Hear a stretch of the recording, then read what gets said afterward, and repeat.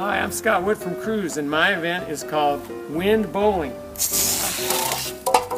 That's the object. You try to blow the cups off the table as quickly as you can. You can make a race out of it with two colors, so I'll set them up. We've got my assistants here. They're going to show you how this is done. There's cones back here. They're going to start at a starting line. When I say go, they'll start. They'll try to blow the cups off, circle around the cone, come back, restack the cups, and finish. So here's my friends Becca and Chris. Kate's the first grade teacher at Kruse, and her husband Chris. Ready, set, go.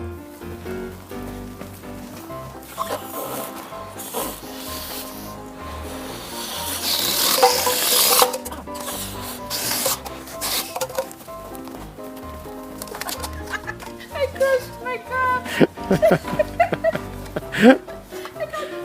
Chris, how are you so fast? Oh, I gotta finish.